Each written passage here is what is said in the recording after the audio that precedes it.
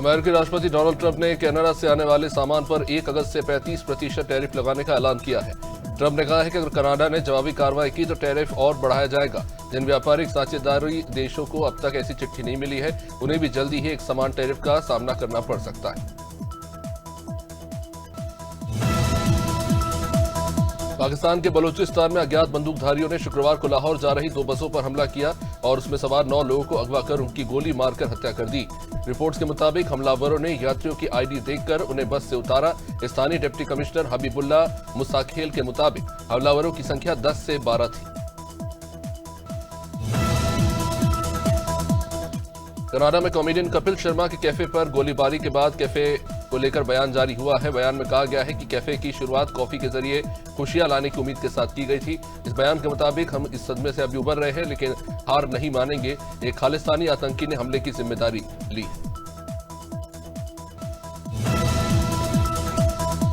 एक भारतीय पर्यटक अमित तनवर ने बताया कि उन्हें 8 अन्य लोगों के साथ यूएई से बिना किसी कारण बताए डिपोर्ट कर दिया गया। बताया जा रहा है कि तंवर ने कहा कि 12 पर्यटक यूएई गए थे, लेकिन सिर्फ 3 को ही जाने दिया गया। उन्होंने कहा कि बाकियों को हिरासत में लिया गया और 3 दिन तक उनके साथ अमानवीय व्यवहार किया गया।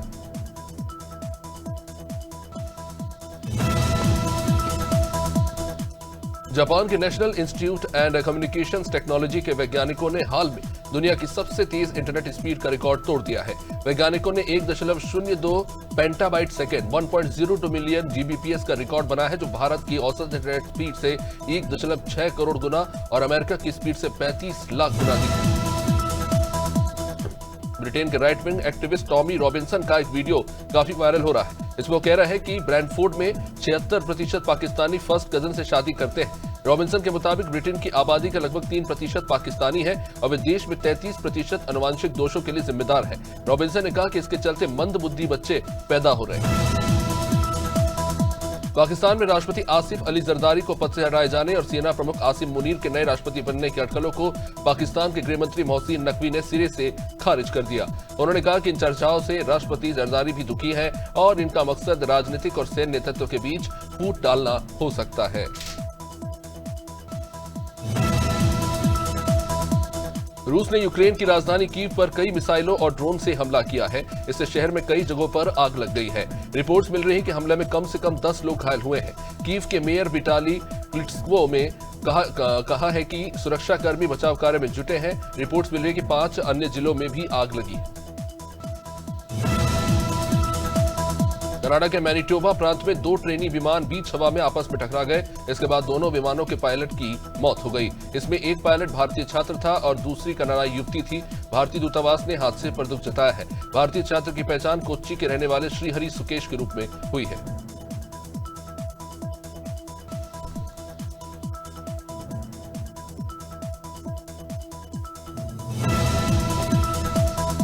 भारत स्थित ईरान के दूतावास ने गाजा में बच्चों पर मंगलवार को किए गए हमले के दिल जला देने वाले विजुअल शेयर किए हैं। इसमें खून से लथपथ छोटे छोटे बच्चे दिखाई दे रहे हैं। दूतावास ने बताया कि इस हमले में 10 बच्चों समेत 16 आम नागरिकों की जान चली गई। एक वीडियो में तड़पता हुआ बच्चा दिखाई दे रहा है।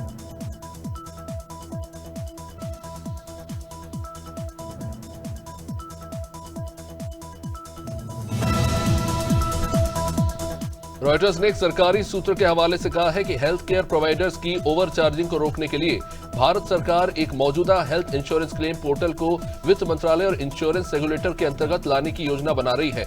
इस रिपोर्ट के मुताबिक ये आकलन कहता है कि अस्पताल अधिक कवर वाले मरीजों से ज्यादा पैसा वसूलते हैं। महाराष्ट्र के स्वास्थ्य मंत्री काशीनाथ आबिटकर ने विधानसभा को बताया कि हिंगोली जिले में 14,500 से भी ज्यादा महिलाओं में कैंसर जैसे लक्षण पाए गए हैं। उन्होंने बताया कि संजीवनी स्कीम के तहत स्क्रीनिंग के दौरान इस चीज का पता चला है। मंत्री ने कहा कि 8 महिलाओं में माउथ कैंसर, 3 में गर्भाशय और 1 महिला में ब्रेस्ट कैंसर की पुष्टि हुई। बिहार के पूर्व मंत्री तेज प्रताप ने गुरुवार को वैशाली के महात्मा गांधी मेडिकल कॉलेज का दौरा किया। इस दौरान पत्रकारों से बात करते हुए बिहार विधानसभा चुनाव लड़ने के सवाल पर उन्होंने कहा कि जनता मांग करेगी तो चुनाव लड़ना पड़ेगा। गौरतलब है कि तेज प्रताप को आरजेडी मुखिया लालू प्रसाद यादव ने पार्टी और परिवार से बेदखल कर दिया है। बिहार के पटना में रमाकांत नामक बालू कारोबारी की गुरुवार को गोली मारकर हत्या कर दी गई। रिपोर्ट्स मिली है कि घटना के समय वो अपने घर के बगीचे में टहल रहे थे और उनके परिवार वालों ने बताया कि 15 साल पहले रमाकांत के भाई उमाकांत यादव की भी ऐसे ही गोली मारकर हत्या कर दी गई थी। हमले का कारण फिलहाल स्पष्ट नहीं हो पाया है। एम रेलवे ने वरिष्ठ नागरिकों के लिए एक बड़ी पहल की है। माटुंगा वर्कशॉप ने पहली लोकल ट्रेन में बुजुर्गों के लिए आरक्षित डिब्बा तैयार किया है। आरामदायक सिटिंग, सुरक्षा सुविधाएं, सुंदर इंटीरियर से युक्त ये डिब्बा जल्द ही सभी लोकल ट्रेन से उपलब्ध होगा। इससे बुजुर्गों की यात्रा अधिक सुरक्षित, आसान और सम्मानजनक हो जाएगी। जौनपुर में गुरुवार को कक्षा 11वीं की एक छात्रा ने स्कूल की 5वीं मंजिल से छलांग लगाकर आत्महत्या करने की कोशिश की। इसके बाद उसकी हालत काफी नाजुक है। रिपोर्ट बता रही है कि छात्रा ने आत्महत्या की कोशिश से पहले एक सुसाइड नोट नीचे फेंका था, जिसमें उसने लिखा था कि उसके इस कदम के पीछे उसका कारण दादी, पिता और बड़ी मम्मी और 2 बुआ है। दिल्ली सरकार मुनक नहर पर 3000 करोड़ की लागत से एलिवेटेड रोड बनाने की तैयारी कर रही है। लोक भवाना तक बनने वाला ये एलिवेटेड रोड करीब 20 किलोमीटर लंबा होगा और इसकी विस्तृत परियोजना रिपोर्ट यानी डीपीआर आने वाले 3 महीनों में तैयार हो जाएगी। दिल्ली के 2 लोकसभा क्षेत्र, करीब 18 विधानसभा क्षेत्रों और 35 वार्डों के लोगों को इसका फायदा मिलेगा। मजनू का टीला दिल्ली में पूर्व लिव इन पार्टनर सोनल और उसकी 6 महीने की बेटी की गला रेतकर हत्या करने का आरोपी निखिल अपने बच्चे को 2 लाख रुपए में बेच चुका है। ये बच्चा सोनल निखिल का ही था, लेकिन तब बच्चे को अल्मोड़ा में बेच दिया गया था। आरोपी ने बच्ची का धड़ से सिर अलग कर दिया था।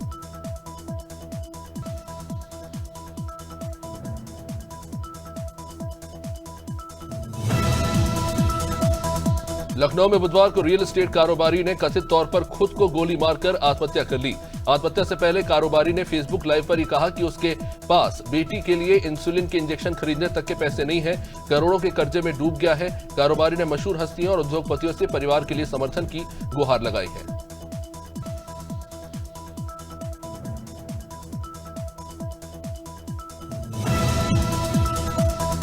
केंद्र सरकार ने बाढ़ और भूस्खलन से प्रभावित 6 राज्यों को राष्ट्रीय आपदा मोचन कोष के अंतर्गत 1066.80 करोड़ की अतिरिक्त केंद्रीय सहायता मंजूरी दी है। केंद्रीय गृह मंत्री अमित शाह ने बताया कि इस साल एसडीआरएफ, एनडीआरएफ निधि के तहत 19 राज्यों को 8000 करोड़ से अधिक की राशि दी गई है।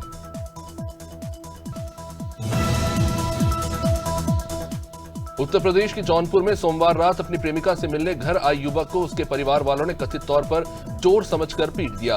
रिपोर्ट्स के मुताबिक इसके बाद युवती ने अपने परिवार वालों से युवक के साथ प्रेम संबंध होने की बात कबूली, जिसके बाद अगली सुबह युवती के परिवार वालों ने दोनों की शादी करा दी।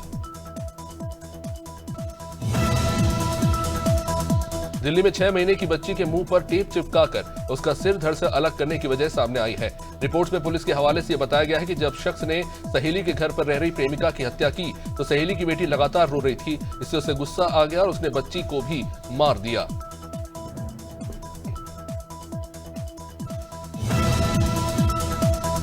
जौनपुर में बुधवार को एक कार्यक्रम में शामिल होने जा रहे ऊर्जा मंत्री एके शर्मा ने सुरापुर कस्बे के लोगों ने जब उनसे पावर कट को लेकर शिकायत की, लोगों ने कहा कि 24 में से मात्र 3 घंटे ही दिन में बिजली आती है। इस पर मंत्री ने उनसे जय श्री राम का जयकारा लगवाया और वहां से चलते बने। अब इस पूरे वाक्य का वीडियो सोशल मीडिया पर वायरल हो रहा है। लोग सवाल पूछ रहे हैं।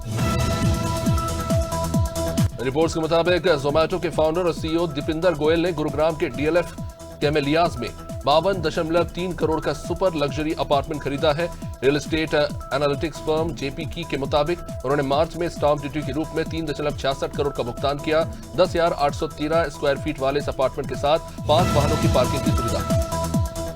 भगत नगर की गदरपुर तहसील के रामबा गांव के लोगों ने ग्राम प्रधान चुनाव को लेकर एक अनोखी प्रक्रिया अपनाई। ग्रामीणों ने ग्राम प्रधान की दावेदारी कर रहे 2 उम्मीदवारों में से किसी एक को चुनाव लड़वाने के लिए खुद से जनमत कराया। जनमत के अनुसार एक दावेदार को 119 और दूसरे को 243 वोट मिले।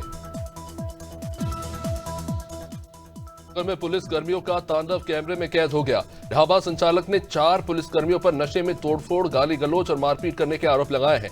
112 को बुलाने पर ढाबा बंद कराने की धमकी तक दे दी गई। पूरी घटना वहां लगे सीसीटीवी कैमरे में रिकॉर्ड हो गई। अकबरपुर कोतवाली के टांडा रोड बाईपास पर झगड़ा हुआ। ढाबा संचालक ने एसपी को शिकायत देकर मामला दर्ज करने की मांग की है। मध्य प्रदेश के बकायन गांव में 131वां नाना साहब पानसे स्मृति गुरु पूर्णिमा संगीत समारोह धूमधाम से शुरू हुआ। राज्य मंत्री लखन पटेल ने दीप प्रज्वलन कर कार्यक्रम का शुभारंभ किया। यह आयोजन गुरु शिष्य परंपरा को जीवित रखे हुए है। देश के सबसे पुराने शास्त्रीय संगीत समारोह में विभिन्न कोनों से कलाकार जुटे। बकायन गांव में 1894 से यह समारोह जारी है। वहीं बुलंदशहर के आहार क्षेत्र में कांवड़ यात्रा को लेकर मेरठ कमिश्नर और डीआईजी ने प्रसिद्ध अंबिकेश्वर महादेव मंदिर का निरीक्षण किया। लाखों कांवड़िए दूर दूर से जल चढ़ाते हैं। अनूप शहर नहर पटरी में खामियां मिली है, इन पर जल्द कार्रवाई भी होगी। डीआईजी ने काला नदी नेथानी ने सुरक्षा व्यवस्था को चाक चौबंद बताया है। फायर ब्रिगेड, यातायात की टीम, चौकिया, वायरलेस सेट सब तैयार है। चुरिया के गेंदा टोला छोटा नाला में बहे वीरेंद्र यादव की तलाश तीसरे दिन भी जारी रही। एसडीआरएफ और एनडीआरएफ की टीम घुमरिया नाला में सर्च अभियान चला रहे हैं। जिला प्रशासन लगातार मुस्तैद है। वीरेंद्र यादव को जल्द रिकवर करने की कोशिश हो रही है, लेकिन अभी तक सफलता हासिल नहीं हुई है। सुबह से टीम ने घुमरिया नाले में तलाश शुरू कर दी।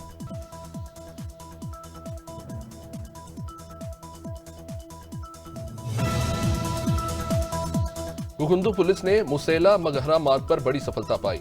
संदिग्ध वाहनों की चेकिंग के दौरान 2 बाइक सवार पुलिस को देखकर भाग गए। दोगड़ा चटघार के कच्चे रास्ते में मोटरसाइकिल झाड़ियों में फंस गई।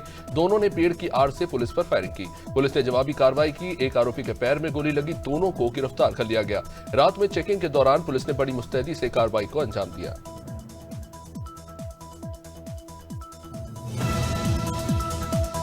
गोरखपुर के बासगांव थाना क्षेत्र के ग्राम गजारी में दिन दहाड़े निर्मम हत्या से गांव में सनसनी है।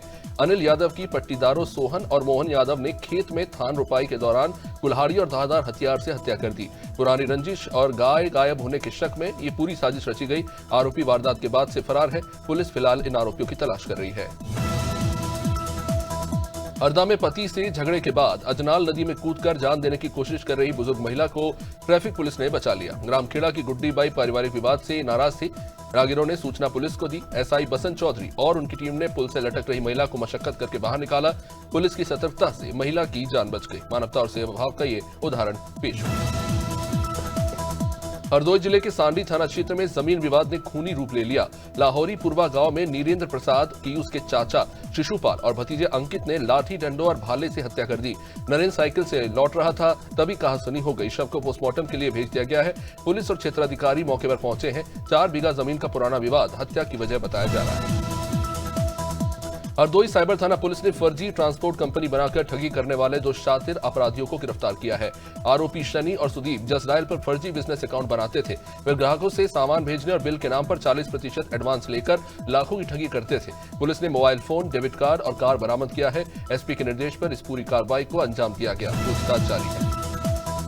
झांसी के बरुआ सागर में पुलिस और SWAT टीम की बदमाशों से दूसरे दिन भी मुठभेड़ हुई। दंपति से लूट के मामले में फरार 2 शातिर बदमाश मुखबिर की सूचना पर पकड़े गए। चेकिंग के दौरान मुठभेड़ में एक बदमाश के पैर में गोली लगी। दूसरे को घेराबंदी कर गिरफ्तार किया गया। पुलिस लगातार इलाके में सघन तलाशी अभियान चला रही है। बरुआ सागर पुलिस और SWAT टीम की कार्रवाई से हड़कंप मचा हुआ है। श्रावण मास के चलते संगम नगरी में बाजारों में भक्तों की खूब भीड़ देखने को मिल रही है। वह इस बार कांवड़ियों के बीच खास आकर्षण बना है भगवा रंग की टी-शर्ट। जी हां, इन टी-शर्ट्स पर सीएम योगी के बुलडोजर मॉडल और राफेल फाइटर जेट की तस्वीरें छपी है। ये टी-शर्ट श्रद्धा के साथ साथ देशभक्ति और ताकत का भी प्रतीक बन गई है।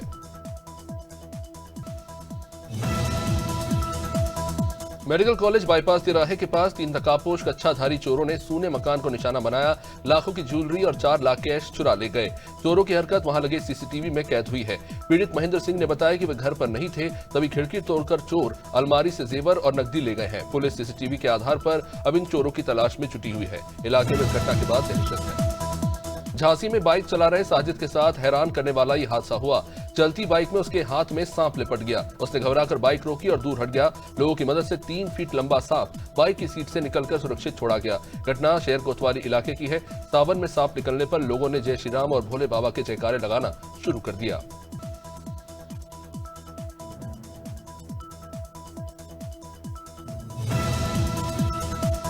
पाठक नर्सिंग होम में लापरवाही से महिला की मौत पर परिवार वालों ने जमकर हंगामा किया।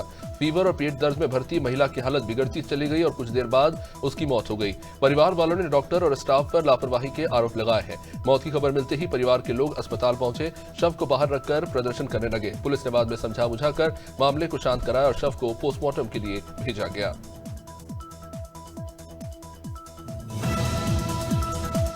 रायबरेली में पुलिस और बदमाशों के बीच मुठभेड़ में दीपक त्रिपाठी नाम का बदमाश घायल हो गया। 2 अन्य बदमाश कन्हैया और राकेश यादव भी गिरफ्तार हुए हैं। तीनों बीते 7 तारीख को डलमऊ थाना क्षेत्र में महिला का पर्स लूटने के आरोपी हैं। देर रात गोतमन का पूर्वा के पास वाहन चेकिंग के दौरान मुठभेड़ हुई। पुलिस ने जाओई फायरिंग में एक को घायल कर दबोच लिया, बाकी दोनों को भी पकड़ लिया गया। सहारनपुर साइबर क्राइम पुलिस ने फर्जी सिम रैकेट का खुलासा कर 2 आरोपियों को गिरफ्तार कर जेल पहुंचा दिया। गिरोह साउथ ईस्ट एशिया के साइबर ठगों को महंगे दामों पर सिम बेचता था। सिम कार्ड एक्टिवेशन कर व्हाट्सएप ओटीपी से लॉगिन कराया जाता था। गिरोह digital fraud, stock market manipulation, parcel scam जैसे अपराधों में सिम सप्लाई करता था। पुलिस ने कुल 8 लोगों को चिन्हित किया है, जांच जारी है। हरदोई के कासिमपुर थाना क्षेत्र में संडीला बागरमऊ मार्ग पर गुलाबी खेड़ा गांव के पास ऑटो और बाइक में आमने सामने से टक्कर हो गई। हादसे में बाइक सवार युवक की जहां मौके पर मौत हो गई। ऑटो सवार एजाज और अनसुईया बागरमऊ जा रहे थे। ग्रामीणों के मुताबिक ऑटो में 6 सवारियां थी। पुलिस ने शव को मोर्चरी भेज दिया है। मृतक की पहचान फिलहाल नहीं हो पाई है। सिवनी के छिड़िया पलारी गांव में बिस्तर के तकिए के नीचे से जहरीला कोबरा सांप निकला।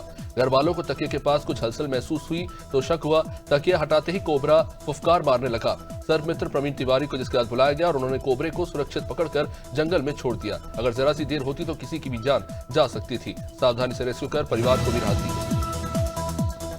विकलांग युवक को जुआरियों को जुआ खेलने से रोकना महंगा पड़ गया। दबंग जुआरियों ने उस विकलांग को गाली गलौज दी ही पीटा भी।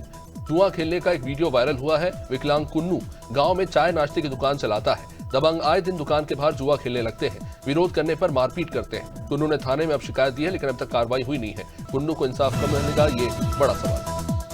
टीकमगढ़ देहात थाना पुलिस ने 3 चोरी और कोतवाली क्षेत्र की 1 चोरी का खुलासा किया है। एडिशनल एसपी सीताराम सत्या ने बताया कि थाना प्रभारी चंद्रजीत यादव ने मुखबिर की सूचना पर कुल 4 आरोपियों को पकड़ा है और इनसे 2 एलईडी टीवी, प्रिंटर, कूलर और 20 बोरी गेहूं से लेकर 6 बोरी महुआ और 1 टैक्सी बरामद हुई है। आरोपी टैक्सी में सवारी छोड़ने के बहाने मकानों की रेकी करते थे। वहीं ललितपुर में बारिश के साथ ही नगरपालिका की लापरवाही एक बार फिर से उजागर हो गई है। वार्ड नंबर 19 के आजादपुरा द्वितीय में भारी जलभराव के कारण गलियां तालाब में तब्दील हो गईं। इससे स्थानीय लोगों का जनजीवन बुरी तरह से प्रभावित हुआ। रहवासियों का आरोप है कि उन्होंने कई बार नगरपालिका और प्रशासन से शिकायत की है, लेकिन कोई सुनवाई नहीं हुई। नाराज लोग पानी में उतरकर विरोध जताते नजर आए। मंडला जिले के नैनपुर क्षेत्र से एक दर्दनाक हादसे की खबर सामने आई है, जहां ग्राम पंचायत खिना में खेत में काम करते समय एक ट्रैक्टर अनियंत्रित होकर पलट गया। हादसे में ट्रैक्टर चालक की जहां मौके पर मौत हो गई। बताया जा रहा है कि खेत की मिट्टी गीली होने से अचानक यह ट्रैक्टर पलटा और युवक सीधा उसके नीचे जा दबा और उसकी जान निकल गई। कानपुर देहात के ग्रोथ सेंटर जैनपुर औद्योगिक क्षेत्र में प्रदूषण की गंभीर शिकायतें सामने आई हैं। ग्रामीणों का यह आरोप है कि मीरा एंटरप्राइजेज नाम की फैक्ट्री गंदा कचरा नालियों और तालाबों में बहा रही है। इससे पशुओं की जान खतरे में है। ग्रामीणों ने कई बार शिकायत की, लेकिन जिला प्रशासन ने अब तक कोई कार्रवाई नहीं की। अब इस मामले में प्रदूषण नियंत्रण बोर्ड के अधिकारी मनोज चौरसिया से बात की गई तो उन्होंने जांच की पुष्टि करते बताया कि सैंपल लिया है। हमीरपुर जिले के अम्बेडकर इलाके में एक अधेड़ का खून में लथपथ शव मिलने से इलाके में सनसनी है। राम बिहारी नाम का अधेड़ का शव घर के बाहर चबूतरे पर पड़ा हुआ पाया गया। बताया जा रहा है कि मृतक जूते बनाने का काम करता था। उसका परिवार दिल्ली में रहता है, जबकि वो यहां अकेले अपने भाई के साथ रह रहा था। गुरुवार की रात को अपने घर में सोया था और शुक्रवार की सुबह घर के बाहर उसकी लाश मिली।